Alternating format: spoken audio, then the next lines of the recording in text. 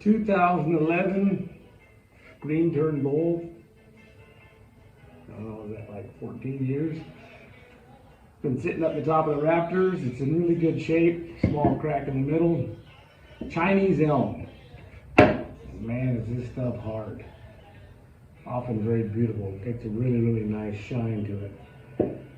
Just gonna finish up some of the ones I've got in the rafters. Might have some bug holes, I'm not sure. The old tenon. I'm gonna try to remount it on here. Spin it. Put a tenon inside to grip while I completely finish the outside, and then what I usually do is put a tenon that I can grab. It's also the foot, but it also becomes the tenon I can grab, turn it back around, and finish the inside. This thing is heavy. It's gonna be hard. It's gonna be hard wood. Anyway, let's get started. Well, it didn't crack. That's good news.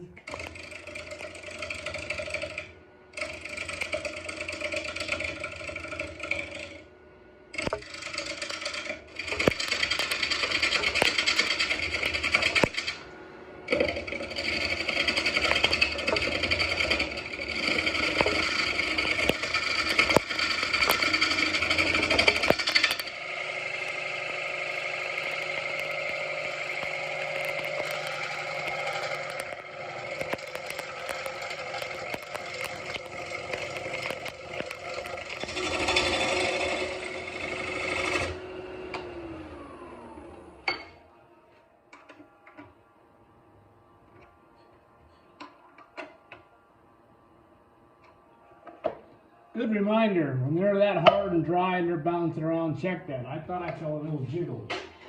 It was loose.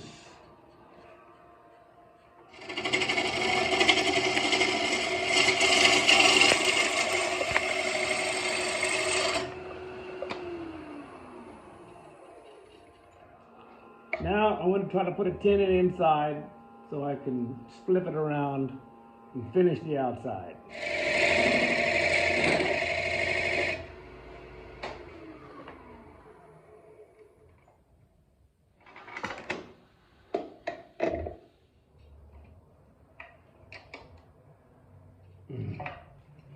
That would be almost impossible to do if I didn't have these ball tip Allen wrenches. It gives me to get in there in an angle to get those on, because otherwise I'd have to go up here and it won't fit. So straight ones do not work for that.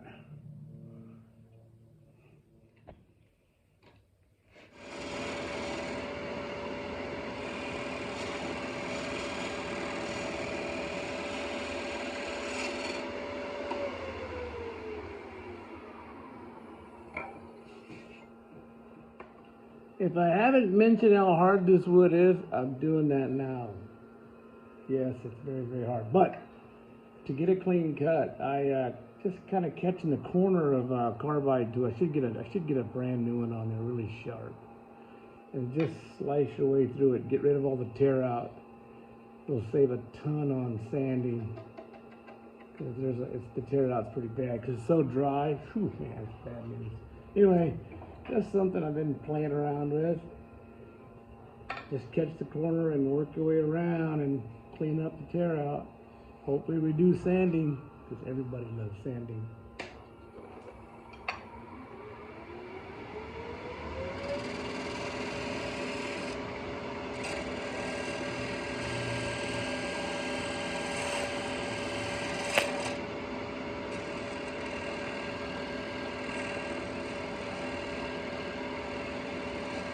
That looks pretty good. I'm gonna clean it up and sand it.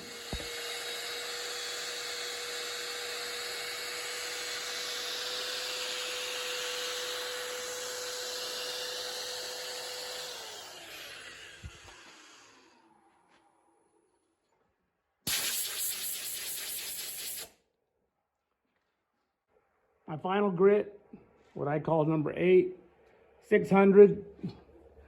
I mean, it's already shiny. You don't even have to think about what it's gonna look like after it gets some wax or oil on there. But that's beautiful. That's just shined up from the sandpaper. 600 grit, And like I said, this is Chinese Elm, hard wood, but the natural shine is impressive. If you notice the bottom on this piece right here compared to the bottom just before I pulled it off after sanding, you notice I cut in a little tenon. Well, that tenon is to hold it in this position while I finish the inside. I didn't show the cutting of that. I had intended to, but I totally lost that video. Anyway, I thought that would be something you would question as to, well, how did he mount this thing back on there if he just sanded it all smooth? So when I'm done with this, though, I flip it back around and do sand the bottom and leave a little bitty ring just for character. Get it on hard enough. Those little catches can rip it right off.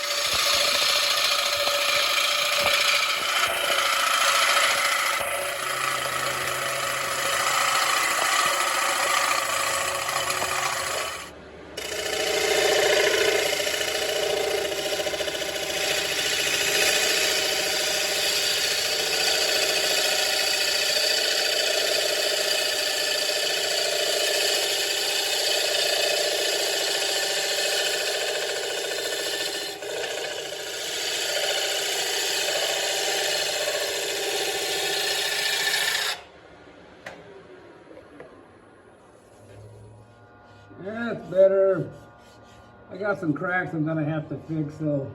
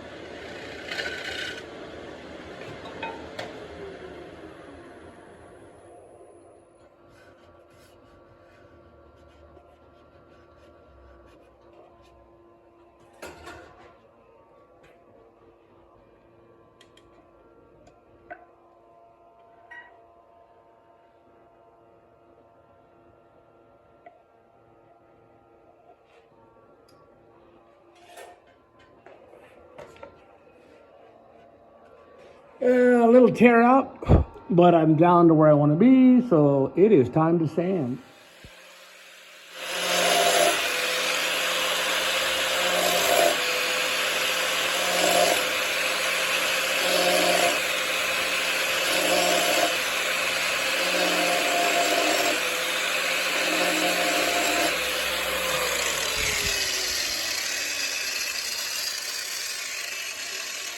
You know, if you got to make a line in it and put epoxy in it, you might as well give it some character. All right, I'm just going to start filling it. This is UV epoxy. I'm hoping I can kind of keep it isolated to where I put it, because, you know, if you've ever used epoxy, it always wants to migrate. It takes forever to dry. I just need it to sit still while it dries. This right here was my first attempt with the UV epoxy, and I've used many epoxies and it takes forever to dry. This stuff was done in about 10 minutes. I had it all finished. Fantastic stuff. There's my little stitch up on the crack I had in it. It actually goes through the outside, but I had fixed that from the outside, but I didn't realize that was going to be all the way through, as deep as it was. So that's all fixed up. Gonna turn it around and take the bottom off, take the foot off, or smooth it back out. I had made that groove in it to make it a little bit bigger, so it would hold. Thankfully it did. But I'm gonna sand that up. So I'll do that before I put any finish on it. Longworth chuck. It's great for expanding with my tailstock to hold it in place.